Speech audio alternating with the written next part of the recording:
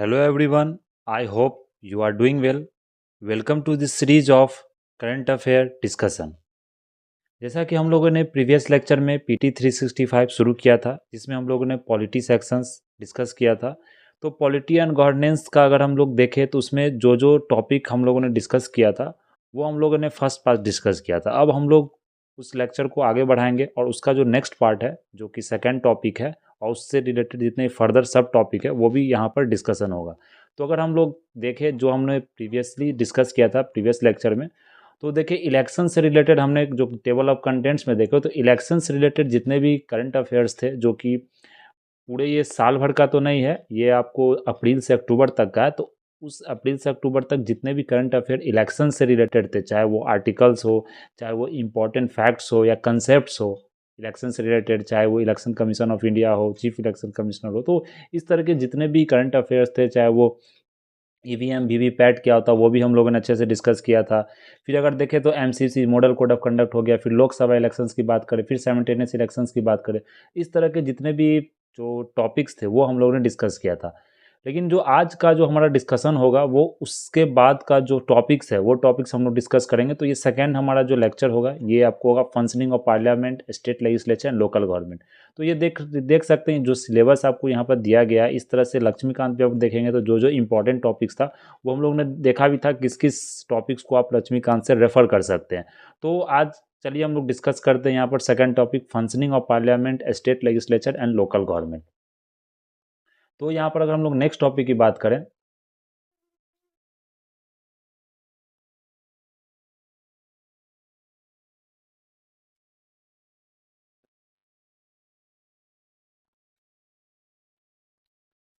तो यहाँ पर जो अभी हम लोग अगर नेक्स्ट टॉपिक यहाँ बात करेंगे,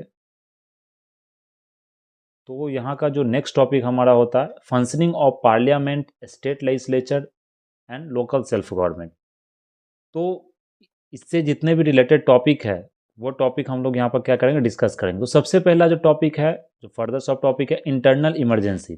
तो ये न्यूज़ में क्यों था, सबसे इंपॉर्टेंट ये बात है कि न्यूज़ में कौन क्यों था। ये तो इंपॉर्टेंट नहीं होता है कि न्यूज़ में कौन था, इससे आपसे क्वेश्चंस नहीं पूछा जाता, लेकिन फिर भी एक टॉपिक जो आपको याद रहता है, जो रिटेन होता है माइंड में, तो वो इसके कारण रिटेन भी होता है कि पता होता है कि न्यूज़ में क्यों था। तो अब ये भी पता होता है ये क्वेश्चन जो पूछा गया एग्जाम के पेपर में, पीटी के पेपर में, तो ये क्यों पूछा गया। जैसे अगर प्रीवियस ईयर का क्वेश्चन देखें तो इलेक्शंस कमीशन से रिलेटेड क्वेश्चन पूछा गया, डिलिमिटेशन कमीशन से रिलेटेड क्वेश्चन पूछा गया। तो उसका मतलब यही है कि वो जो न्यूज़ था, वो पूरे साल आपको न्यूज़पेपर में आया। जो वो इशू था, जो कंटेम्प्रेरी इशू था, वो पूरे साल न्यूज़पेपर में आया, चाहे वो डिस्कशन होने पार्लियामेंट का या डिलिमिटेशन कमीशन का डिस्कशन हो, तो उस तरह का न्यूज़ आपको पूरे साल अखबार में न्यूज़पेपर में आया था। इसलिए वो पूरा डिस्कशन था और उससे रिलेटेड क्वेश्चंस यूपीएससी ने पीटी में पूछा भी, और वो उससे रिलेटेड स्टैटिक क्वेश्चन भी, जो स्टैटिक क्वेश्चन भी होता है, वो करंट अफेयर से रिलेटेड ही क्वेश्चंस पूछा जाता है। तो अगर देखें यहाँ पर इंटरनल इमरजेंसी के बारे में, तो ये न्यूज़ में क्या था कि जो 2024 मार्क्स या बिगिनिंग ऑफ 50th ईयर, मतलब कि जो इंटरनल इमरजेंसी लगा था 1975 की अगर बात करें, तो वहाँ से 50 साल आपको पूर्ण गया। जो 2025 आया तो उसमें 50 साल आपको पूरा गया है, मतलब 50 साल पूरा हो गया। तो ये देखें तो इंटरनल इमरजेंसी कब लगा था आपको, ये डेट आप ध्यान होगा, क्योंकि इंटरनल इमरजेंसी की बात करें तो आज का जो गवर्नमेंट है उसने बहुत सारा चर्चा किया, इस पर बहुत डिबेट भी हुआ है। खासकर पार्लियामेंट के अंदर की बात करें तो वहाँ बहुत सारा डिबेट भी हुआ है। चाहे किसी तरह का अगर बिल होता है तो उसमें अगर इस बिल में किसी तरह का एक्सट्रीमिज़म है, या आप बोल सकते हैं किसी तरह का एक जो राइटिस्ट और लेफ्टिस्ट का अगर बात होता है, तो उसमें एक यह मुद्दा भी उठ जाता है इंटरनल इमरजेंसी के बारे में। तो इंटरनल इमरजेंसी इंपॉर्टेंट टॉपिक्स, और इमरजेंसी से रिलेटेड क्या क्या अनुच्छेद है, क्या क्या आर्टिकल है, वो भी हम लोग आगे डिस्कशन करेंगे। तो इंटरनल इमरजेंसी की अगर हम लोग बात करें, तो ये जून 25 1975 को लागू किया गया था, इम्पोज किया गया था। अगर इमरजेंसी देखें तो क्या है, suspension of fundamental rights during emergency was incorporated. ये जो इमरजेंसी है, सबसे पहले कहाँ से बोरो किया गया, तो ये Weimar constitution of Germany. Germany में आप जानते हैं कि जिस समय जो जर्मनी में राज था पूरा हिटलर का, तो वहाँ एक इमरजेंसी का एक बहुत बड़ा, मतलब बोल सकते हैं इम्प्लीमेंटेशन ज़्यादा किया जाता था इमरजेंसी को लेकर। तो इमरजेंसी का जो हम लोगों ने कॉन्स्टिट्यूशन में जो बोरो किया है, वो जर्मनी से किया है, ये आपको ध्यान रखना है। और जो इमरजेंसी जो प्रोविजंस है, ये कौन से कॉन्स्टिट्यूशन के कौन से आर्टिकल में मेंशन्ड है, कौन से आर्टिकल्स में इसे डाला गया है, तो ये 352 टू 60 की बात करें तो ये 350 आर्टिकल 352 360। तो अगर देखें तो आर्टिकल 352 जिसमें हम लोग मेनली आपको जो इमरजेंसी है, नेशनल इमरजेंसी की बात करते हैं। फिर अगर आर्टिकल 356 देखें, वो आगे हम लोग देखेंगे डिटेल में। आर्टिकल 356 देखें तो वो स्टेट इमरजेंसी से हम लोग क्या कहते हैं, किसी भी कॉन्स्टिट्यूशन मशीनरी का अगर मिस हो रहा है या सही से काम नहीं कर रहा, तो वहाँ पर स्टेट इमरजेंसी लगाया जाता है, जिसे प्रेसिडेंट रूल भी कहा जाता है। आप लोगों ने कॉमन नाम सुना होगा प्रेसिडेंट रूल। तो वो प्रेसिडेंट रूल कहते हैं, जिसको 356 वो डील करता है। फिर अगर आर्टिकल 360 की बात करें तो ये फाइनेंशियल इमरजेंसी इससे डील होता है, आर्टिकल 360, जो कि कौन से पार्ट में मेंशन है, ये पार्ट भी पिछले साल पूछा गया था अगर देखें इलेक्शन कमीशन से रिलेटेड। इसमें पार्ट 15 हम लोगों ने डिस्कस भी किया था प्रीवियस लेक्चर में। तो पार्ट 18 आपको कॉन्स्टिट्यूशन के अंडर ये प्रोविजंस आपको डाला गया। तो पार्ट 18 आर्टिकल 352 360। फिर जो रैशनल है, मतलब ये प्रोविजंस को क्यों डाला गया, तो क्योंकि जो उस समय के जितने भी कॉन्स्टिट्यूएंट असेंबली के मेंबर्स थे, जो कॉन्स्टिट्यूएंट जिसने कॉन्स्टिट्यूशन को बनाया, तो उन्होंने ये ध्यान में रखते हुए इस चीज़ को बनाया कि किसी तरह का अगर कोई भी इशू आ जा रहा है इंडिया पर, कि अगर इसे सॉवरेनिटी की बात आ जाए, चाहे वो यूनिटी इंटीग्रिटी की बात आए, क्योंकि क्या है कि इंडिया में अब देखें तो पूरा जो हिस्ट्री है वो एक इन्वेडर्स का ज़्यादा रहा है। मतलब अगर देखें तो 200 250 साल ब्रिटिश का राज करना, फिर उससे पहले मुगल्स का राज होना, तो ये पूरा एक मतलब बोल सकते हैं एक कंट्री कॉलोनियल बहुत दिन तक रहा।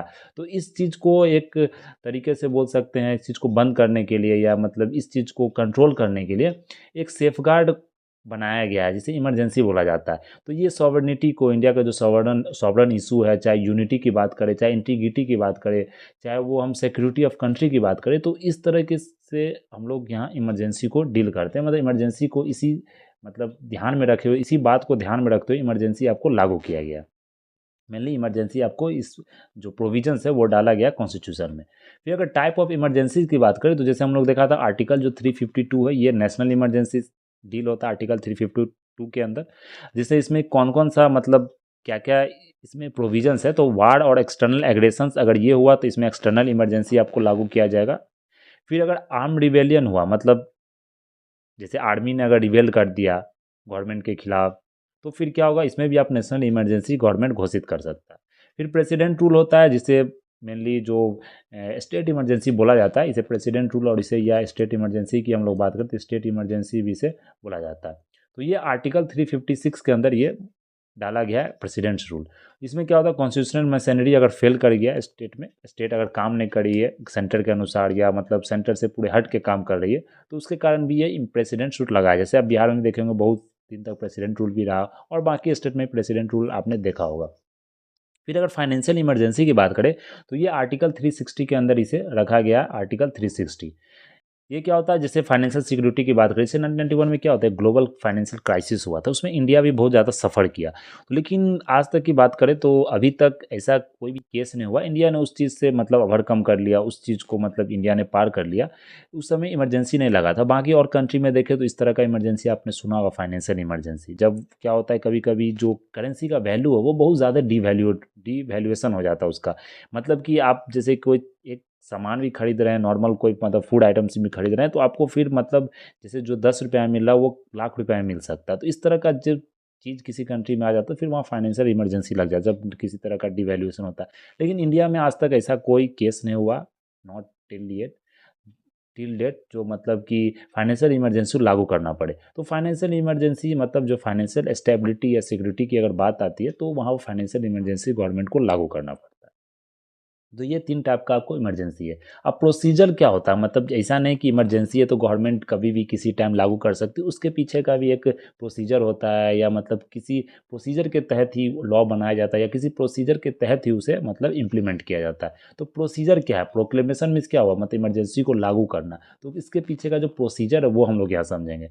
तो प्रोसीजर क्या है, अगर सबसे पहले हम प्रोसीजर की बात करें तो जो प्रोसीजर जो बिल पास होता है वो both house of the parliament पास करना चाहिए। मतलब जो प्रोक्लेमेशन आपको both house of the parliament with 1 month of it issuance. जैसे अगर इमरजेंसी लागू हुआ है तो 1 मंथ के अंदर आपको क्या करना पड़ेगा, दोनों हाउस को मतलब ये पास करना पड़ेगा कि वो मतलब कि इमरजेंसी को लागू करना चाहिए या नहीं करना चाहिए।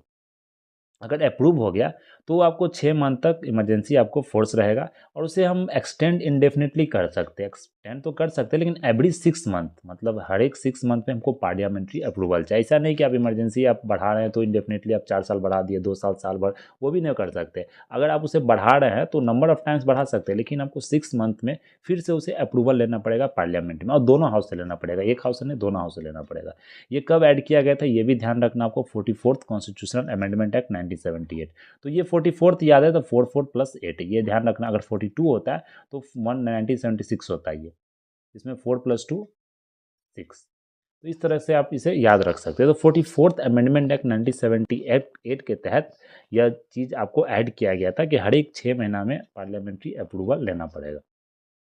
फिर अगर रिजोल्यूशन देखें तो continue emergency must be passed by special majority in each house, measure of total membership and at least 2/3 of the present and voting. तो मेजोरिटी ने, आप मेजोरिटी का भी जो सिलेबस है, मेजोरिटी भी जो टॉपिक है वो आपने पढ़ा होगा लक्ष्मीकांत में, special majority, simple majority. Special majority में भी क्या हो, 3-4 टाइप्स के मेजोरिटी आते हैं। तो जो सिंपल मेजोरिटी है, तो सिंपल मेजोरिटी में क्या होता है कि मतलब प्रेजेंट एंड वोटिंग से आप मतलब नॉर्मली किसी बिल को पास कर देते हैं। लेकिन जो इमरजेंसी की बात करें तो इमरजेंसी को अगर सिंपल मेजोरिटी से पास कर दिया जाता तो फिर क्या होता है, गवर्नमेंट किसी भी समय पास कर देते हैं। अगर गवर्नमेंट को लगता है कि कुछ तरह का सॉवरन इशू नहीं भी अगर हो रहा है, तो मतलब कुछ तरह का अगर जैसे लग रहा है कि मेरा गवर्नमेंट का कॉन्फिडेंस गिर रहा है, या पीपुल मतलब जो लोगों में कॉन्फिडेंस एक कम हो रहा है गवर्नमेंट के खिलाफ, या गवर्नमेंट के अगेंस्ट जो पर्सन आपको रिवोल्ट कर रहे हैं, या किसी तरह का एक मतलब रिसेंटमेंट दिखा रहे हैं, तो गवर्नमेंट आराम से वो पास करके आपको इम्प्लीमेंट कर सकती थी इमरजेंसी। लेकिन इसलिए इसे मेनली आपको स्पेशल मेजोरिटी के अंदर डाला गया। तो स्पेशल मेजोरिटी में क्या होता है कि जो टोटल मेंबरशिप ऑफ एटलीस्ट 2/3, मतलब टोटल मेंबरशिप भी चाहिए, कितना, 2/3 of the present and voting. ये ध्यान रखना आपको, 2/3 of present and voting that must be of total membership. तो ये आपको यहाँ पर फिगर याद रखना है। फिर अगर स्पेशल सर्कमस्टांसेज कुछ ऐसा मतलब सर्कमस्टांसेज आ जाता है, if Lok Sabha dissolve during emergency period without approving its continuation proclamation survive up to 30 days from first sitting of newly constituted Lok Sabha. तो जैसे अगर इमरजेंसी के दौरान ही लोकसभा अगर मतलब डिजॉल्व हो गया मतलब, तो फिर क्या होगा कि जो प्रोक्लेमेशन है वो 30 देगा, आपको सर्वाइव करेगा फर्स्ट सिटिंग जो लोकसभा का होगा। लेकिन उसमें क्या है कि provided the Rajya Sabha has approve it's continuation in the mean time. तो उसी बीच में क्या होना चाहिए कि राज्यसभा द्वारा भी उस चीज़ को अप्रूव करना पड़ेगा, अप्रूव होना चाहिए। तो ये आपको चीज़ ध्यान रखना है। फिर रिवोकेशन की बात करें, रिवोकेशन मीन्स क्या हो गया, इमरजेंसी को हटाना। तो इमरजेंसी को हटाया जाता है वो सिंपल मेजोरिटी से, क्योंकि इमरजेंसी कोई भी गवर्नमेंट या पीपुल चाहता है कि इमरजेंसी आपको हटना चाहिए, तो उसे क्या किया गया, एक सिंपल मेजोरिटी से आप पास करके इमरजेंसी को हटा सकते हैं। नहीं तो प्रेसिडेंट के अपना ऊपर डिस्क्रिशन है, प्रेसिडेंट के पास एक पावर है अपना कि वो इमरजेंसी को आपको रिवोक कर सकती है किसी भी टाइम। तो उसमें कोई पार्लियामेंट्री अप्रूवल नहीं चाहिए। फिर भी अगर पार्लियामेंट्री अप्रूवल, अगर पार्लियामेंट उसे हटाना चाह रही है तो फिर लोकसभा एक रिजोल्यूशन पास करेगा, ये सिंपल मेजोरिटी से पास होगा और वो इमरजेंसी आपको हट जाएगा। इसमें लोकसभा राज्यसभा का कोई मतलब रोल नहीं है अगर यहाँ देखें तो रिवोकेशन प्रेसिडेंट द्वारा भी किया जा सकता है या लोकसभा द्वारा भी सिंपल मेजोरिटी से किया जाता है, ये चीज़ ध्यान रखना। और जो प्रोक्लेमेशन है जो लागू किया जाता है वो लोकसभा राज्यसभा दोनों का अप्रूवल होना चाहिए, और अप्रूवल किस सिंपल मेजोरिटी नहीं, वो स्पेशल मेजोरिटी। और स्पेशल मेजोरिटी में क्या, 2/3 of present and voting and also total majority of the total membership of house. ये चीज़ आपको ध्यान रखना है। और हर एक 6 महीना में आपको क्या लेना, अप्रूवल लेना, जो कि 44th अमेंडमेंट एक्ट 1978 के दौरान यह आपको लागू किया गया था, या मतलब उसमें आपको प्रोविजन को ऐड किया गया था। फिर अगर यहाँ चेंजेस देखें, brought after internal emergency through 44th amendment act 1978। तो यहाँ पर देखा गया कि एक 44th में और भी कुछ ऐड किया गया था, तो उसमें रिटर्न अप्रूवल चाहिए। पहले क्या था, एक रिटर्न अप्रूवल नहीं, जैसे आप इमरजेंसी लागू कर रही है गवर्नमेंट तो कैबिनेट को या काउंसिल मिनिस्टर को एक क्या रिटर्न अप्रूवल देना पड़ता है। तो ये जो कैबिनेट जो मिनिस्टर्स होते हैं उनको क्या करना पड़ेगा, रिटर्न एडवाइस देना पड़ेगा प्रेसिडेंट को, तभी जाके क्या होगा, एक रिटर्न अप्रूवल। वो नहीं कि मौखिक रूप से आप मतलब जाके ओरली बोल दिए कि हाँ हमें इमरजेंसी लागू करना है, ऐसा नहीं, आपको रिटर्न एडवाइस देना पड़ेगा, उसमें एक रीज़न लिखना पड़ेगा। फिर फंडामेंटल राइट्स की बात करें तो आर्टिकल 359 के अंदर बोला जाता है कि जितने भी राइट्स है वो सारे सस्पेंड हो जाते हैं एक्सेप्ट याद रखना आर्टिकल 20 एंड 21, जिसमें कि आर्टिकल 21 में किस चीज़ की बात यहाँ की जाती है, right to life and personal liberty. और आर्टिकल 20 के अंदर right to protection in conviction, right to protection in respect of conviction for offences, जो कि आर्टिकल 20 के अंदर है। तो ये आपको इन्फोर्सेबल रहता है, चाहे कोई सा भी इमरजेंसी हो। फिर अगर टर्म ऑफ लोकसभा की बात करें तो ये 5 साल रहता है, back to 5 years from 6 years by amending article 83। पहले 6 साल था, अब इसे 5 साल कर दिया गया आर्टिकल 83 और 172 को अमेंड कर। फिर क्या किया गया 44th अमेंडमेंट के दौरान, आर्टिकल 275 ए को रिमूव कर दिया गया। तो ये इसे रिमूव कर दिया गया, मतलब ये आर्टिकल क्या था कि मतलब गवर्नमेंट आपको क्या कर सकती है, डिप्लॉय कर सकती है किसी भी आर्म फोर्स को, जो यूनियन का फोर्स हो या कोई भी अदर फोर्स को, कोई भी ग्रेव सिचुएशन और लॉ ऑर्डर का कोई प्रॉब्लम हो जाता है, पब्लिक सेफ्टी या पब्लिक ऑर्डर का कोई प्रॉब्लम हो जाता है, तो किसी भी स्टेट में ये कर सकते, उसे रिमूव कर दिया गया। तो इससे क्या हो, अगर ये रिमूव नहीं होता तो सेंटर के पास ज़्यादा पावर हो जाता है, फेडरलिज्म का जो कंसेप्ट है, जो कोऑपरेटिव फेडरलिज्म का कंसेप्ट है, वो क्या होता है, गड़बड़ा जाता है। फिर अगर जुडिशल रिव्यू की बात करें तो जितने भी इमरजेंसी लागू किया जाता है, पहले क्या था, एक मतलब कोर्ट में आप इसे पिटीशन फाइल नहीं कर सकते हैं, इसका रिव्यू जजेस नहीं करते, लेकिन ये जजेस इसके रिव्यू कर सकते हैं। ये 44th अमेंडमेंट के दौरान किया गया था। तो जितने भी डाउट्स और डिस्प्यूट्स अराइज होते हैं, जितने भी डाउट्स उठते हैं इससे, इलेक्शन ऑफ प्रेसिडेंट और vice president shall inquired into and decided by supreme court. तो सुप्रीम कोर्ट इसमें डिसाइड कर सकती है इलेक्शन भी और इमरजेंसी में, अगर कोई मतलब इल विल से अगर इमरजेंसी को लागू किया गया है तो ये पूरा इमरजेंसी के बारे में था, कौन सा आर्टिकल था, क्या आर्टिकल के अंदर है, और किस तरह से इमरजेंसी को प्रोक्लेम किया जाता है, किस तरीके से इमरजेंसी को रिवोक किया जाता है। ये 3-4 जो पॉइंट है ये आपके लिए इंपॉर्टेंट हो जाता है। बाकी जो आर्टिकल्स है वो आर्टिकल्स आपको थोड़ा सा याद रखना पड़ेगा, क्योंकि अब क्या हो रहा है कि एक पहले एक पैटर्न होता था, अगर आप 10 साल का क्वेश्चन देखें तो उस पैटर्न में आप देखेंगे तो बीपीएससी और स्टेट पीसीएस की बात करें तो वो एक आर्टिकल्स को पूछ दे, जैसे इस साल भी देखें तो आर्टिकल्स पूछ दिया गया है डायरेक्ट, वो भी कुछ आर्टिकल पूछ दिया जाता है, वो भी न्यूज़ में नहीं रहता है। लेकिन यूपीएससी भी अब क्या करने लगी है कि जो क्वेश्चंस यूपीएससी द्वारा सेट किया जाता है तो उसमें भी देखेंगे आर्टिकल्स को पूछा गया। ये 2-3 साल के अगर पेपर आप देखें पीटी का तो उसमें आर्टिकल्स को इंक्लूड किया गया क्वेश्चन पेपर में। तो ये चीज़ आपको ध्यान रखना है। तो जो इंपॉर्टेंट आर्टिकल होता है कम से कम उसे आप याद रखें, जो न्यूज़ में आर्टिकल है। तो इलेक्शन से रिलेटेड जितने भी आर्टिकल थे वो हम लोगों ने यहाँ पर डिस्कस कर लिए। फिर अगर हम नेक्स्ट टॉपिक देखें इसी फर्दर टॉपिक से रिलेटेड, तो यहाँ पर है एक एंटी डिफेक्शन लॉ।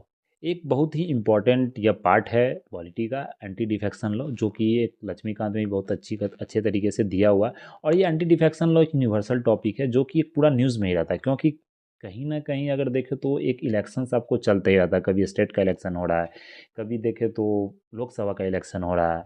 तो इस तरह का एंटी डिफेक्शन लॉ का न्यूज़ आपको मतलब समझिए तो ये बराबर आपको न्यूज़पेपर में पूछा ही जाता है। तो एंटी डिफेक्शन लॉ होता क्या है? तो ये न्यूज़ में इसलिए था क्योंकि जो रिट पिटीशन फाइल किया गया कॉन्स्टिट्यूशनलिटी ऑफ 10th शेड्यूल को एक तरह से क्वेश्चन किया गया कि मतलब ये सही है कि नहीं है। तो ये चीज़ आपको न्यूज़ में दिया गया था। लेकिन एंटी डिफेक्शन लॉ क्या होता है ये हमारे लिए इम्पोर्टेंट है। तो एंटी डिफेक्शन लॉ क्या होता है, किसी भी मतलब ये अगर समझिए एंटी डिफेक्शन लॉ जो होता है ये चाहे वो आप एमपी को हटा रहे हैं, चाहे वो आप एमएलए को हटा रहे हैं, एमपी को हटा रहे हैं चाहे वो एमएलए को हटा रहे हैं। तो ये डिस्क्वालिफिकेशन ऑफ एमएलए होता है who after being elected on ticket political party voluntary give up there party members.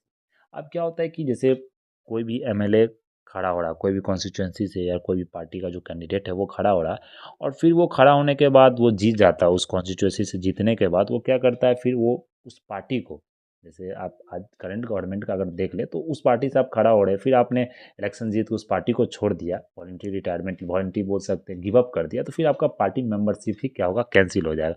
फिर आपको हो सकता है वहाँ से सस्पेंड भी किया कर दिया जाए जिसने आप जिस कॉन्स्टिट्यूशन से आप जीते हैं। तो ये इंक्लूड कब किया गया था, ये 10th शेड्यूल में इंक्लूड किया गया था 52nd अमेंडमेंट एक्ट 1985। ये हमारे लिए इंपॉर्टेंट है, 52nd अमेंडमेंट 1985 10th शेड्यूल में इसे इंक्लूड किया गया था।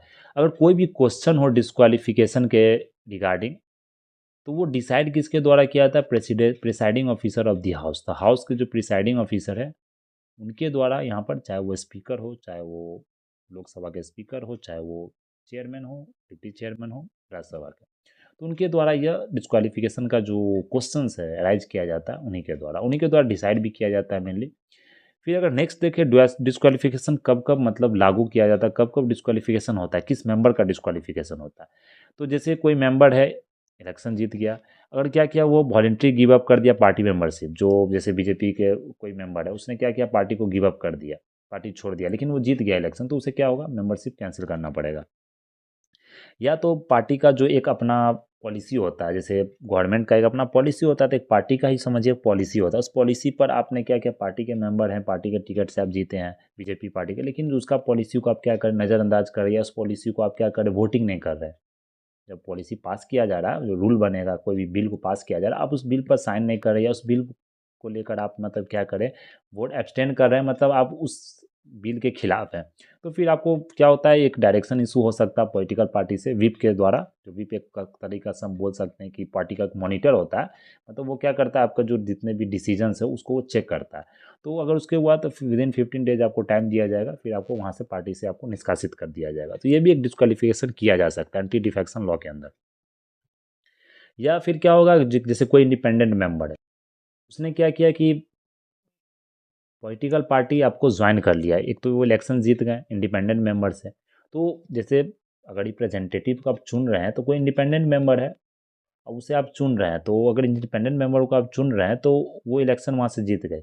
और वहाँ से जीतने के बाद वो क्या हुआ कि फिर वो किसी अलग पार्टी में ज्वाइन कर लिया, जैसे बीजेपी हो गया, या मतलब बोलते कांग्रेस पार्टी में।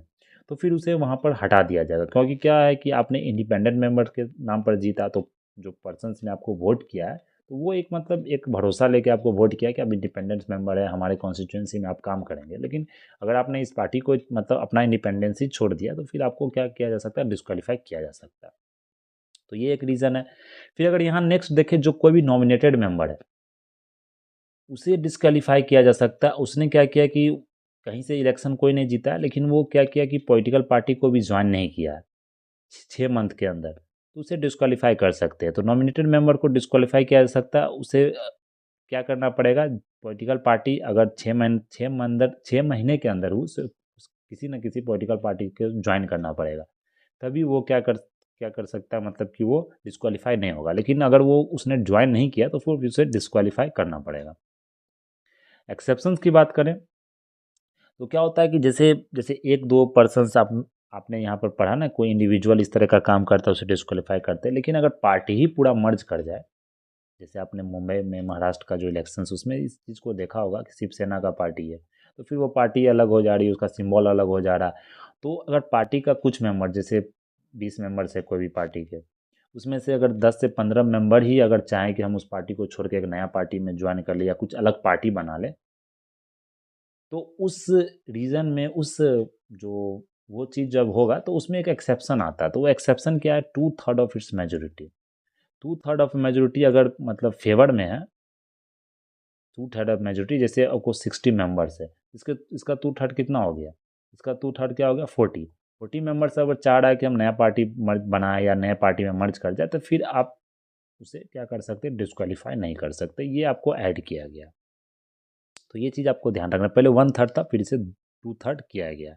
ये कौन से कॉन्स्टिट्यूशनल अमेंडमेंट से किया गया, ये आप लोग बताइएगा, ये बहुत इंपॉर्टेंट, ये पूछा भी है कौन से कॉन्स्टिट्यूशनल अमेंडमेंट से किया गया। If a person elected as a speaker of the Lok Sabha and a chairman of Rajya Sabha, then he could resign from his party and rejoin the party once he see demits the post. अगर जैसे कि कोई भी speaker और लोकसभा या chairman Rajya Sabha नियुक्त हो किया गया, मतलब सेलेक्ट इलेक्टेड है, तो उनको नियुक्त किया गया, इलेक्ट किया गया, तो वो रिज़ाइन कर सकते हैं, मतलब अपने पार्टी से रिज़ाइन कर सकते हैं, और फिर से वो पार्टी को मतलब ज्वाइन कर सकते हैं, पोस्ट को, मतलब अगर पोस्ट उसका जो उनका जो पोस्ट है वो पोस्ट से नहीं हटेंगे, भले वो पार्टी से हट जाए, फिर उनको पार्टी में ज्वाइन करना, तो पोस्ट छोड़ के फिर उनको पार्टी में ज्वाइन करना पड़ेगा। अगर यहाँ पर देखें प्रेजेंटली अभी क्या है कि कोई भी लॉ डिसाइड अभी तक नहीं किया गया, चाहे सुप्रीम कोर्ट चाहे वो मतलब पार्लियामेंट का अपना लॉ, कि क्या लिमिटेशन होना चाहिए, मतलब जो टाइम का जो लिमिटेशन है वो क्या होना चाहिए स्पीकर को डिसाइड करने के लिए, जो प्रिसाइडिंग ऑफिसर्स है, कि एंटी डिफेक्शन का केस कितने दिन चलना चाहिए, कब ये डिसाइड हो। तो कभी कभी क्या होता है कि सालों साल लग जाता है एंटी डिफेक्शन का लॉ, मतलब लॉ को इम्प्लीमेंट करने में, जो जैसे कितने मेंबर्स फाइल कर देते हैं, हाँ इसने पार्टी छोड़ दिया या इसने पार्टी के फेवर में नहीं है, अगेंस्ट में है, तो उस तरह के लॉ को डिसाइड करने में बहुत टाइम लग जाता है। तो इस पर कोई किसी तरह का टाइम फ्रेम नहीं है, तो ये चीज़ आपको ध्यान रखना, no no not provided time limit. फिर अगर यहाँ पर नेक्स्ट देखें तो एक क्या था कि जैसे इस तरह का अगर देखें तो बहुत पहले क्या था, एक आपने सुना भी होगा आया राम गया राम। तो उसने एक ही दिन में 6-7 मतलब की बार उसने एंटी डिफेक्शन किया, मतलब 6-7 बार उसने डिफेक्ट किया पार्टी को, मतलब एक पार्टी से दूसरा पार्टी, दूसरा पार्टी से तीसरा पार्टी। तो इस तरह का क्या होता है, एक पॉलिटिकल इंस्टेबिलिटी आ जाता है, मतलब पॉलिटिकल स्टेबल नहीं है, किसी तरह का पॉलिसी सही से फॉर्म नहीं हो रहा, पार्टी का जो क्या हो रहा है कि एक तरह से स्टेबिलिटी नहीं है, कभी उस पार्टी में आप जा रहे हैं, कभी उस पार्टी में जा रहे हैं, कॉन्स्टिट्यूशन जो पीपुल है वो ज़्यादा फेस करते हैं इस चीज़ को, जो लोग हैं। तो इसलिए इस चीज़ को सुप्रीम कोर्ट ने क्या किया, एक केस था, वो केस बहुत इंपॉर्टेंट केस है, किहोटो होलहन केस, किहोटो होलहन वर्सेस जाची लिहू केस, जो 1992 में हुआ था। इसने इसमें सुप्रीम कोर्ट ने जो जजमेंट दिया, उसमें सुप्रीम कोर्ट ने कहा कि जो स्पीकर का जो डिसीजन होना चाहिए वो एंटी डिफेक्शन लॉ का जो डिसीजन है स्पीकर का, उसे जुडिशली रिव्यू किया जा सकता है। मतलब कोर्ट इसमें इंटरफेयर कर सकती है। अगर किसी तरह का पिटीशन आपने फाइल किया है, कोई भी अगर इससे रिलेटेड, तो कोर्ट इसमें आपको हस्तक्षेप कर सकती है, इंटरफेयर कर सकती है। ये सुप्रीम कोर्ट का डिसीजन था। पहले इस चीज़ का नहीं था कि जो फाइनल डिसीजन होता है स्पीकर का उसे आप चैलेंज नहीं कर सकते कोर्ट में, लेकिन अब ऐसा नहीं है। क्योटो होलहन केस के बाद ये चीज़ मतलब क्या हुआ, फिर से ये चेंज हो गया। फिर उसके बाद देखिए केसम मगचंद्रा केस भी था, जिसमें एससी ने रूल किया कि मतलब जो टाइम लिमिट होना चाहिए, उस लिमिट को एक डिसाइडिंग लिमिट होना चाहिए, चाहे उस पर आप रूल बनाए, नहीं तो कम से कम 3 मंथ का एक डिसीजन पीरियड होना चाहिए, जिसमें कि जिसमें जो स्पीकर है, स्पीकर का जो मतलब रोल होता है डिस्क्वालीफाई करने का, वो रोल कम से कम 3 महीना के अंदर उसे कंप्लीट कर देना चाहिए। ये मतलब आफ्टर जब जो ये फाइल हुआ कंप्लेंट, तो उसके 3 महीना के अंदर अंतराल में इसे कंप्लीट कर देना चाहिए। तो ये कौन सा केस था, केशव मगचंद्रा सिंह केस। तो ये केस मेनली पूछा नहीं जाता है, प्रीवियसली भी ऐसा कोई क्वेश्चन उसमें केस पूछा जाए, फिर भी ये आप एक नॉलेज के लिए या मेंस में से लिखने के लिए केस को, जो इंपॉर्टेंट केस उसे याद रख, जैसे केशव नंदा हो गया, क्योटो होलन केस हो गया, मिनरवा मिल केस हो गया। इस तरह का भी क्या होता है, math the following type of questions पूछ दिया जाएगा आपसे। तो यूपीएससी है वो किसी तरह का आपको कभी भी मतलब कि कुछ अनसर्टेनिटी से बोला ही जाता है, किसी तरह का एक क्वेश्चन आपसे पूछा जा सकता है। फिर अगर नेक्स्ट हमारा जो टॉपिक है प्रोपोर्शनल रिप्रेजेंटेशन, तो ये प्रोपोर्शनल रिप्रेजेंटेशन क्या होता है?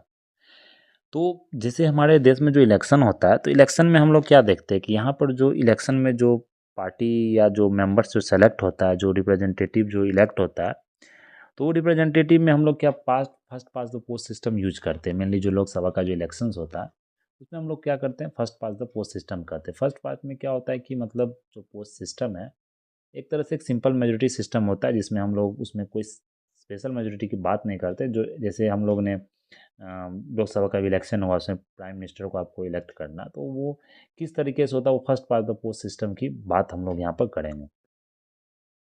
तो अगर यहाँ पर देखें difference between the first past the post system and proportional representation, तो फर्स्ट पास्ट सिस्टम में क्या होता है कि जो कंट्री को बहुत सारे स्मॉल जियोग्राफिकल जो यूनिट्स है उसमें डिवाइड कर दिया जाता है। इसको कॉन्स्टिट्यूएंसी बोलते हैं या डिस्ट्रिक्ट भी बोलते हैं, लेकिन कॉन्स्टिट्यूएंसी मेनली बोला जाता है। कॉन्स्टिट्यूंसी में कॉन्स्टिट्यूएंसी जैसे डिलिमिटेशन में क्या होता है, कॉन्स्टिट्यूएंसी डिफाइन करता है, जो टेरिटोरियल कॉन्स्टिट्यूएंसी होता है उसे एक डिफाइन करता है। तो ये जोग्राफ कंट्री का जो जो जोग्राफिकल एरिया है, स्मॉल जोग्राफिकल, उसे स्मॉल स्मॉल यूनिट्स में बांटा जाता है।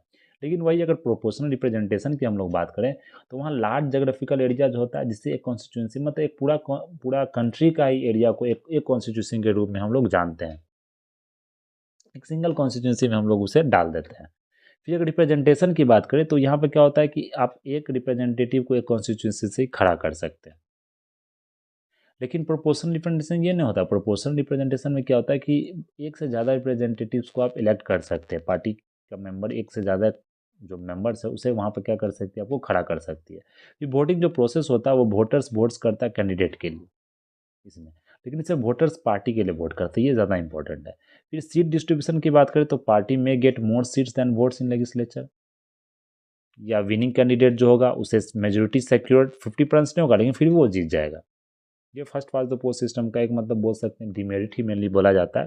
जैसे आप अमेरिका यूएस में भी इस तरह का होता है, लेकिन अगर देखें नीदरलैंड या इसराइल में बात करें, तो वहाँ पे क्या होता है कि अगर 50% प्लस वन 50% अबव वोट आपको नहीं आ रहा है, प्लस माइनस प्लस बोल सकते हैं, तो उसमें आप मतलब वहाँ पे क्या होंगे कि इलेक्ट नहीं होंगे। लेकिन इंडिया में ये चीज़ नहीं। इंडिया में अगर जैसे कि अगर 10 सीट पर फाइट हो रहा है, तो किसी ने 3 सीट जीता, किसी ने 2 जीता, किसी ने अगर क्या यहाँ पर बोल सकते 5 जीता, तो जो 5 सीट जीता है ये यहाँ पर आपको क्या होगा, इलेक्ट हो जाएगा। लेकिन जो जो 5 है, जो पर्सन सेटिस्फाई नहीं है इस 5 मतलब जो इसके रिप्रेजेंटेटिव है, फिर भी आपको इसे मतलब झेलना पड़ेगा, बोल सकते हैं आपको उसके अंदर ही मतलब रहना पड़ेगा, मतलब उसी जो गवर्नेंस है, जो गवर्नमेंट जो गवर्न करती है, उसी के अंदर आपको रहना पड़ेगा।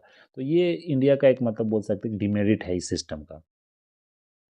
फिर यूएस, यूके, कनाडा, इंडिया में लोकसभा, स्टेट लेजिस्लेशन इस तरह का ही आपको मतलब जो first past the post system ही चलता है। ये सिंपल टू अंडरस्टैंड है कॉमन पीपल के लिए। इसके लिए ज़्यादा आपको फिर क्या होता है कि मतलब एक लिटरेट सोसाइटी भी बहुत ज़्यादा होना चाहिए, क्योंकि एक कम्बरसम प्रोसेस होता है, एक बोल सकते हैं कॉम्प्लेक्स प्रोसेस होता है यह, इस तरह की चीज़ों को समझना। फिर फॉर्मेशन ऑफ स्टेबल गवर्नमेंट भी हो, इससे ज़्यादा होता है।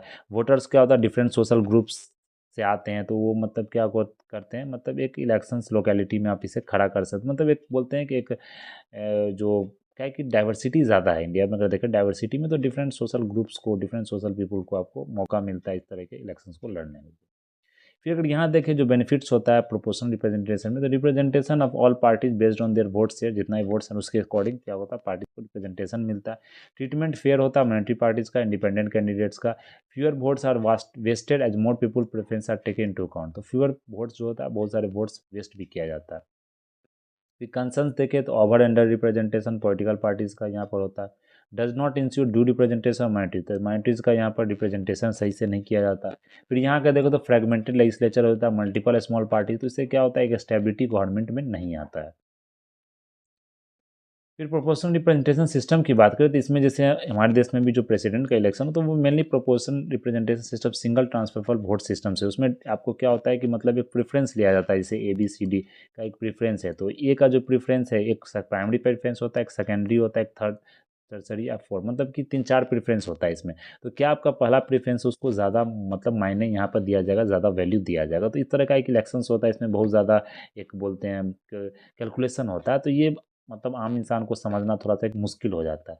इसलिए कम्बरसम और बोल सकते हैं एक कॉम्प्लेक्स प्रोसेस है। तो यहाँ voter ranks candidates as order of preference. फिर राज्यसभा लेजिस्लेटिव काउंसिल, जैसे प्रेसिडेंट वाइस प्रेसिडेंट का इसमें इलेक्शंस होता है, आपको लेजिस्लेटिव काउंसिल का इलेक्शन होता है। वोटर वोट्स पर पार्टी, जैसे लिस्ट सिस्टम में क्या होता है, पार्टी के लिए वोट्स किया जाता है, जितने सीट्स है उसके प्रोपोर्शन में। तो ये स्टेबिलिटी को मेंटेन भी करता है, जैसे जर्मनी, न्यूजीलैंड में इस तरह का मिक्स प्रोपोर्शनल रिप्रेजेंटेशन होता है। तो ये चीज़ आपको यहाँ पर ध्यान रखना है। फिर जो नेक्स्ट हमारा टॉपिक है, नेक्स्ट है पार्लियामेंट्री कमिटीज़। तो कमिटीज़ भी एक इम्पॉर्टेंट पार्ट हो जाता है। अच्छे से लक्ष्मीकांत में भी इसे डिस्कशन किया गया है कमिटीज़ के बारे में। तो डिफरेंट पार्लियामेंट्री कमिटीज़ है। तभी क्या होता है कि जितने बिल्स जो आपको मेनली रिव्यू किया जाता है, वो बिल्स मेनली कमिटीज़ द्वारा ही रिव्यू किया जाता है। अब बाकी जितने भी किसी तरह का अगर इशू भी हो जाता है कंट्री में, तो उसमें कमिटीज़, कमीशन इस तरह का न्यूज़ भी आते रहता है। तो कमिटीज़ आपके लिए इंपॉर्टेंट है। तो अभी क्या क्यों न्यूज़ में था कि जो लोकसभा ने मोशंस मूव किया है from the public account committee and estimates committee, motions to form the public accounts committee and estimates committee. Public accounts committee और ये एस्टीमेट क्या होता है वो हम लोग आगे देखेंगे। पार्लियामेंट्री कमिटीज़ क्या होता है, ये इलेक्ट किया जाता है हाउस और नॉमिनेटेड बाय स्पीकर, स्पीकर के द्वारा मेनली ज़्यादा किया जाता है। ये क्या करता है, रिपोर्ट जो अपना रिपोर्ट पब्लिश करता है, और रिपोर्ट को क्या करता है, आपको स्पीकर को देता है। फिर स्पीकर क्या करते हैं, इसको पूरे लोकसभा के अंदर आपको रिपोर्ट को दिया जाता है। फिर जो पार्लियामेंट्री कमिटी जो होती है, इसका ओरिजिन जो हुआ ब्रिटिश पार्लियामेंट के अंदर हुआ, मतलब ब्रिटिश ने इसे शुरू किया है। अगर देखें तो आर्टिकल 105 डील करता है इस तरह के कमिटीज़ को, जिसमें प्रिविलेज दिया जाता है एमपीज़ को। आर्टिकल 118 की बात करें तो ये पार्लियामेंट को भी अथॉरिटी देता है कि रेगुलेट्स जो बिजनेस है, जो पार्लियामेंट का जो कमिटीज़ है, उसे क्या कर सकती है, रेगुलेट कर सकती है। फिर अगर टाइप्स ऑफ पार्लियामेंट्री कमिटीज़ की बात करें तो एक एडहॉक कमिटीज होता है, एक स्टैंडिंग कमिटी होता है। तो जो ये एडहॉक कमिटीज है, ये क्या होता है, एक स्पेसिफिक पर्पज़ के लिए एक टेम्पररी बेसिस पर इसे बनाया जाता है। जैसे किसी तरह का अगर कुछ है, जैसे अभी केस हो गया किसी तरह का, जैसे मतलब जैसे एजुकेशन पॉलिसी आपको लाना है, तो उसके लिए क्या कमिटीज़ आपने गठन किया, जो कि 2-4 महीना के लिए काम किया, उस पर किसी तरह का रिपोर्ट लाया, फिर उस कमिटी को आप क्या करते हैं, ख़त्म कर देते हैं। मतलब वो कमिटी क्या होता है, आपको डिसमिस हो जाता है। लेकिन जो स्टैंडिंग कमिटी होता है, ये परमानेंट कमिटी होता है, रेगुलर कमिटी होता है। मतलब फ्रॉम टाइम टू टाइम हर एक साल इसे क्या किया जाता है, आपको बनाया जाता है। जैसे फाइनेंशियल कमिटी हो गया, डिपार्टमेंट रिलेटेड स्टैंडिंग कमिटीज हो गया, जैसे कमिटी ऑन सबऑर्डिनेट लेजिस्लेशन, इस तरह के कमिटीज़ आपको फॉर्म होते हैं। फिर यहाँ अगर नेक्स्ट देखें पब्लिक अकाउंट कमेटी, तो ये 1921 में फॉर्म हुआ था मॉन्टेगू चेम्स फॉर रिफॉर्म के समय में। इसमें अगर देखें तो इसमें 22 मेंबर हैं। तो 22 मेंबर में क्या होता है, अगर कहीं भी देखें तो 2:1 का ही मतलब रेशियो आपको ज़्यादा मिलेगा, जिसमें लोकसभा और राज्यसभा, क्योंकि क्या होता है राज्यसभा में आप जानते हैं कि मेंबर लोकसभा के अकॉर्डिंग समझिए एक तरह से आधा ही होता है, अगर आप देखें तो यहाँ पर। जैसे 250 अगर मेंबर को मान सकते हो उसमें 550 करके आप मान सकते हो। तो ये क्या होता है, एक सब समझिए कि 2:1 का रेशियो होता है। तो 22 मेंबर्स इसमें 15 मेंबर्स लोकसभा के हैं, 7 मेंबर्स कहाँ के, राज्यसभा के। ये क्या करता है, रिवेन्यू एक्सपेंडिचर को ऑडिट करता है। फिर एस्टिमेट्स कमेटी देखें तो ये सिर्फ लोकसभा मेंबर ही बना सकता है, मतलब लोकसभा के इसमें मेंबर्स होते हैं। ये आपको 1950 में फर्स्ट टाइम कॉन्स्टिट्यूट किया गया था इंडिपेंडेंस के बाद। 30 मेंबर्स होते हैं लोकसभा से। ये क्या करता है, एक अल्टरनेटिव पॉलिसी सजेस्ट करता है इफिशियंसी एडमिनिस्ट्रेशन में लाने के लिए, या मतलब जो किसी तरह का मनी जो लिमिट मनी जो दिया जाता है, जो एक्सपेंडिचर किया जाता है गवर्नमेंट के द्वारा, उस पॉलिसी को क्या करती है, एस्टिमेट बनाती है कि पॉलिसी को रिव्यू करती है। फिर अगर पार्लियामेंट कमिटीज़ की बात करें ऑफिशियल लैंग्वेज में, तो ये union home and cooperation ministry के अंदर ये काम करता है, जिसे चेयरपर्सन इलेक्ट किया जाता है। फिर कॉन्स्टिट्यूशन देखें 1976 में हुआ था, सेक्शन 4 ऑफिशियल लैंग्वेज एक्ट 1960 के तहत यह बनाया गया था आपको। और यहाँ देखें तो जो कमिटीज़ है, adoption for Hindi for official purpose, constitution of committee 10 years के लिए आफ्टर द कमेंसमेंट ऑफ, इसने बोला था कि हिंदी को ऑफिशियल पर्पज़ के लिए यूज किया जा सकता है 10 साल के लिए। फिर अगर मेंबरशिप की बात करें तो 30 है इस मेंबर, इसमें कि 20 लोकसभा से 10 यहाँ भी देखते हैं 2:1 का रेशियो आपको आता है इस तरह का, जिसमें अगर दोनों मेंबर्स हैं दोनों हाउस के, तो फिर आपको 2:1 का ही रेशियो रहेगा, ये ध्यान रखना है। फिर अगर देखें तो फंक्शंस क्या है कि made you Hindi official purpose of union के लिए जो यूज किया जाता है उसको, उसका जो प्रोग्रेस किया है उसको रिव्यू करना, और फिर अब मतलब जो रिव्यू करके फिर जो रिपोर्ट है उसे रिकमेंडेशंस को क्या सबमिट करना प्रेसिडेंट के आगे। फिर अगर कमेटी यहाँ पर नेक्स्ट देखें, committee of privilege of Rajya Sabha, तो इस कमेटी में क्या होता है, 12 मेंबर होते हैं अपोजिशंस में भी मेंबर होते हैं कहाँ के, राज्यसभा के। तो अगर यहाँ पर देखें तो इस कमेटी की अगर बात करें, ये मतलब मेनली दोनों हाउस का अपना अपना होता है। इसमें क्या होता है कि जो प्रिविलेजेस किसी तरह का अगर कोई मतलब गड़बड़ी हो गया, या बोल सकते हैं किसी, जैसे कि पार्लियामेंट के जितने भी होते हैं पार्लियामेंटेरियंस या एमपीज, तो उनको एक राइट मिला जाता है कि इम्यूनिटी मिला जाता है कि पार्लियामेंट में वो कुछ भी बोल सकते हैं, उस पर किसी तरह का कार्रवाई नहीं किया जा सकता। तो ये इम्यूनिटीज़ को, वैसे पार्लियामेंट अभी देखे बहुत तरह का इस तरह का अभी हुआ है, मतलब जो रकस क्रिएट हुआ या किसी तरह का कैओस क्रिएट हुआ, तो उसके लिए न्यूज़ में आपको था। तो उसमें बहुत सारे एमपी को गिल्टी फाउंड किया गया मिसकंडक्ट के लिए, हाउस के प्रोसीडिंग्स को डिस्टर्ब करने के लिए, तो इस तरह कमेटी आपको फाउंड किया जाता है। लोकसभा में देखें तो ये भी 15 मेंबर्स का कंसिस्ट होता है, जो स्पीकर द्वारा नॉमिनेट किया था। Chairman of committee shawl be appointed by Rajya Sabha chairman from amongst the member of committee, तो ये राज्यसभा मेंबर चेयरमैन के द्वारा ही इलेक्ट किया जाता है। फिर कैबिनेट कमिटीज़ की बात करें तो यहाँ पर देख सकते हैं एक्स्ट्रा कॉन्स्टिट्यूशनल बॉडी है, आपको नॉट मेंशन, कॉन्स्टिट्यूशन में मेंशन नहीं है, लेकिन गवर्नमेंट ऑफ इंडिया इसे मतलब आपको बनाई है रूल्स के अकॉर्डिंग 1961 के अंदर। तो ये बहुत सारे मतलब जो यहाँ देखते हैं political affairs committee, economic affairs committee, इस तरह की कमेटीज आपको पार्लियामेंट्री के अंदर बनाया जाता है, प्राइम मिनिस्टर के द्वारा चेयर किया जाता है यहाँ। तो ये कमेटीज आपको ध्यान रखना है। फिर अगर देखिए सेक्रेटेरिएट ऑफ द पार्लियामेंट, तो ये क्या है, आपको सेक्रेटेरिएट ये क्यों न्यूज़ में था। अगर बात करें सेक्रेटेरिएट में, तो as the parliament complete 75 years, 75 साल हो गया पार्लियामेंट का, तो parliament secretary has the custodian of procedure, president and legislative knowledge of the two house. तो पार्लियामेंट सेक्रेटरी क्या हो गया, मतलब जैसे सेक्रेटेरिएट स्टाफ होता है, मतलब राज्यसभा का अलग लोकसभा का अलग, तो ये सेक्रेटरी स्टाफ का 75 साल आपको यहाँ पर हो गया। तो यहाँ पर पार्लियामेंट द्वारा ही लॉ बनाया जिसमें रेगुलेट किया जाता है रिक्रूटमेंट को, क्या सर्विस होगा पर्सनस का, क्या स्टाफ का, सेक्रेटरियल स्टाफ का क्या कंडीशंस होगा। तो ये अभी तक कोई तरह का लॉ पास नहीं किया गया। Post common to both house of the parliament, article 187 के तहत बताया जाता है कि make similar provision for secretary of state legislature. तो स्टेट लेजिस्लेचर में आर्टिकल 187 में बात करते हैं, और आर्टिकल 98 में हम लोग क्या करते हैं, सेंटर के स्टेट सेक्रेटरीट की, हम लोग सेंटर के सेक्रेटरीट की बात करते हैं। तो इसमें इतना ही चीज़ ध्यान रखना है, इसमें ज़्यादा इंपॉर्टेंट यहाँ पर है नहीं। जो अगर नेक्स्ट हम लोग देखें फंक्शन से क्या होता है, सेक्रेटरी वो सब जानते हैं कि जितने भी जो पॉलिसीज़ बनाया जाता है वो मेरी सेक्रेटरी असिस्टेंट द्वारा ही बनाया जाता है। प्रेस पार्लियामेंट्री कमिटीज़ को ये सर्विस प्रोवाइड करते हैं।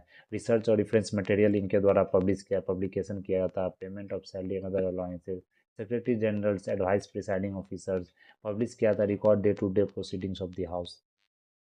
तो ये चीज़ आपको ध्यान रखना है। फिर कुछ इंपॉर्टेंट न्यूज़ हैं जो कि शॉर्ट शॉर्ट न्यूज़ अगर यहाँ पर देखें, इस यहाँ से भी क्वेश्चंस पूछा जा सकता है। तो appointments committee of the cabinet, तो कैबिनेट सेक्रेटरी इसमें न्यूज़ में है। तो कैबिनेट सेक्रेटरी क्या है, ये अपॉइंट किया जाता है, appointment committee of the cabinet on seniority cum merit basis पर ये आपको किया जाता है। सीनियोरिटी भी और मेरिट बेसिस दोनों पर किया जाता है। तो ये रिस्पॉन्सिबल क्या होता है, administration of government of India, allocation of business rules 1961 के अंदर किया जाता है। इसमें government of India transaction rules 1961 के अंदर। फंक्शंस क्या होता है, इंटर मिनिस्टर कोऑर्डिनेशन होता है, जैसे डिफरेंट मिनिस्ट्री हैं, चाहे होम मिनिस्टर हो, चाहे डिफेंस मिनिस्टर, उसके बीच में क्या कोऑर्डिनेशन को स्टैब्लिश करना होता है, इस कैबिनेट सेक्रेटरी का काम। ये क्या होता है, एक्स ऑफिशियो चेयरमैन होते हैं सिविल सर्विस बोर्ड के। अगर यहाँ पर देख कैबिनेट सेक्रेटरी की, तो कोई अथॉरिटी नहीं, और working departments S C as regarded the primus inter pares among the secretaries of the union government. ये मेनली एक्स ऑफिशियो चेयरमैन होते हैं सिविल सर्विस बोर्ड के। तो ये चीज़ आपको यहाँ पर ध्यान रखना है। फिर नेक्स्ट हमारा प्रेसिडेंट एड्रेस टू पार्लियामेंट। तो प्रेसिडेंट का जो एड्रेस होता है वो भी एक आर्टिकल में दिया गया कि आर्टिकल 86 क्या बोलती है आपको, जो 18 अभी लोकसभा हुआ, तो उसमें जो लोकसभा का जो फर्स्ट सेशन या फर्स्ट तरीके का जनरल सेशन जो शुरू होता है, तो उसमें प्रेसिडेंट को एड्रेस करना पड़ता है लोकसभा को, ज्वाइंट सिटिंग को। तो यहाँ पर देख सकते आर्टिकल 86 के अंदर क्या बोला गया, allows president to address other house of parliament और बोथ हाउस टुगेदर।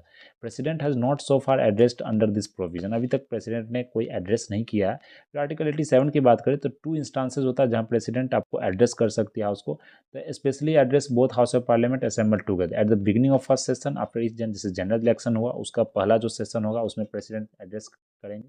फिर अगर जो beginning of first session of each year होगा, तो उसको जैसे विंटर सेशन होता है, मानसून सेशन होता है, बजट सेशन होता है, तो उसमें प्रेसिडेंट क्या करेंगे, एड्रेस करेंगे, बिल को आपको रखेंगे। फिर ओरिजिनली जो आर्टिकल 87 क्लॉज 1 था, वो उसके अंदर क्या बोला जाता है, required president to address both house of parliament commencement of the every session. तो एवरी सेशन में ये आर्टिकल में था कि प्रेसिडेंट को क्या करना पड़ेगा, हाउस को एड्रेस करना पड़ेगा। लेकिन अगर देखें तो ये जो आर्टिकल था, इस आर्टिकल को कब अमेंड किया गया था, 1951 का जो फर्स्ट कॉन्स्टिट्यूशन अमेंडमेंट था उसके अंदर इसे अमेंड किया गया था। फिर नेक्स्ट है oath of members of parliament. तो ओथ से भी क्या होता है, क्वेश्चन आपसे पूछा जाता है, तो ओथ किसके द्वारा दिलवाया जाता है। मेनली जो मेंबर्स ऑफ पार्लियामेंट अभी जो सेलेक्ट हुए, जितने भी एमपीज आपको इलेक्ट होकर आए हैं मेनली लोग 18th लोकसभा में, तो वो जो प्रोविजंस है इनको ओथ दिलाने का, तो आर्टिकल 99 में ये बताया गया है कि oaths of office of MPs to be subscribe before president. तो प्रेसिडेंट क्या करते हैं, जितने भी एमपीज होते हैं उनको यहाँ पर ओथ दिलाते हैं, और सम पर्सनस अपॉइंटेड बाय हिम। और जैसे अगर प्रेसिडेंट नहीं करा पाए तो कुछ और मतलब जो पर्सनस हैं, जो लोग मतलब जो कोई भी इंडिविजुअल प्रेसिडेंट द्वारा अपॉइंट किया हुआ, वो ओथ दिला सकते हैं। फिर अगर देखें तो forms of oath are provided in third schedule. Third schedule में आपको ओथ के बारे में दिया गया है। एक क्या है कि ये ट्रिक है, tears of old PM, tears of old PM. इसमें क्या होता है, टीयर्स में टेरिटरी हो गया, इमोल्यूमेंट्स हो गया, अफर्मेशन एंड ओथ हो गया, राज्यसभा में जितने राज्यसभा का कितना सीट्स होना चाहिए राज्यसभा में, स्टेट्स का यूनियन टेरिटरी का वो हो गया। तो इस तरह का शेड्यूल एरियाज हो गया। फिर आपको शेड्यूल एरियाज के बाद अदर अदर शेड्यूल एरियाज हो जाता है। फिर आपको यहाँ पर तो इस तरह का आपको यहाँ पर ध्यान रखना है। तो 3, 4, 5, 6, 7 ये आपको लिस्ट हो गया, फेडरल जो तो लिस्ट होता है। फिर लैंग्वेजेस के बारे में हो गया। तो ये आपको पूरा जो एक शेड्यूल है, 12 शेड्यूल है, 3, 3, 2, 5, 6, 7, 8, 9, 10, 11, 12, तो ये पूरा 12 शेड्यूल का एक ट्रिक है जिसे आप याद रख सकते हैं। तो इस तरह का से बहुत सारा ट्रिक भी है जिसे आप याद रख सकते हैं। तो ये थर्ड शेड्यूल में आपको दिया गया है। फिर आर्टिकल 104 की हम लोग बात करें तो यहाँ पर पेनल्टी दिया जा सकता है, अगर मतलब अगर ओथ नहीं लिया, कोई भी एमपी अगर ओथ नहीं ले रहा, तो ओथ ने अगर नहीं ले रहा तो उसे पेनल्टी आपको देना पड़ेगा। अगर हाउस में वो बैठकर मतलब किसी तरह का प्रोसीडिंग्स हो रहा है या किसी तरह का वोटिंग हो रहा है, तो वहाँ पर उसे पेनल्टी दिया सकता है। एक्सेप्शंस क्या है, individual can become minister without being elected to parliament and he can take part in proceeding of house without having power. अगर मतलब कोई भी अगर इंडिविजुअल है जो कि मिनिस्टर बन गया लेकिन इलेक्ट नहीं हुआ पार्लियामेंट में, तो वो वहाँ पर प्रोसीडिंग्स में पार्ट ले सकता है पार्लियामेंट में, बट वोटिंग पावर नहीं है। ये चीज़ ध्यान रखना है। Oaths can be subscribe English और एनी अदर 22 शेड्यूल लैंग्वेज। तो ये लैंग्वेज आपको जो 8 शेड्यूल में दिया गया है, तो ये लैंग्वेज से डील करता है आपको, जो कि एक शेड्यूल में है। तो वो लैंग्वेज आपको 22 जो लैंग्वेज है वो किसी भी लैंग्वेज में आपको यहाँ पर क्या हो सकता है, आप अपना ओथ ले सकते हैं, इंग्लिश और any of the 22 schedule language. चाहे इंग्लिश में आपको लेना तो इंग्लिश में लीजिए ओथ, नहीं तो किसी भी जो 22 लैंग्वेज है जो मेंशन किया गया आपको शेड्यूल में, शेड्यूल लैंग्वेज है, उससे आप उसमें क्या कर सकते हैं, ओथ ले सकते हैं, उस भाषा में आप मतलब शपथ ले सकते हैं। तो ये ओथ ऑफ द मेंबर्स है। कौन सा आर्टिकल रिलेटेड है, 99 और 104। तो ये चीज़ आपको यहाँ पर ध्यान रखना। और ये इंपॉर्टेंट डिस्कशन था हमारा, जो कि मेनली प्रेसिडेंट, स्टेट लेजिस्लेचर, आपको एमपीज का जो हो गया, चाहे वो हम लोग देखें सेक्रेटरी की बात करें, कैबिनेट सेक्रेटरी की बात करें, कमिटीज़ की बात करें तो बहुत सारा देख रहे होंगे जो जितने भी डाइवर्स टॉपिक्स हैं, जो पॉलिटी के जो इंपॉर्टेंट टॉपिक्स है वो हम लोगों ने यहाँ पर डिस्कशन किया। और जो इंपॉर्टेंट कंटेम्प्रेरी इश्यूज़ है, कहाँ से आपको रेफ़र करना है, जो मटेरियल जो सोर्स है, वो हम लोग ने यहाँ डिस्कस किया। तो ये जो पूरा पीडीएफ है, जो पूरा ये डिस्कशन है, ये आपको क्वालिटी जीएस क्लासेस जो हमारे के टेलीग्राम चैनल है वहाँ पर इसे आप प्रोवाइड किया जाएगा। वहाँ से इसे आप क्या कर सकते हैं, डाउनलोड कर सकते हैं। तो कैसा लगा ये वीडियो, इसे आप लाइक शेयर सब्सक्राइब ज़रूर करें। तो आज के लिए हम लोग इतना ही रहने देते हैं। That's all for today. Thank you. Take care.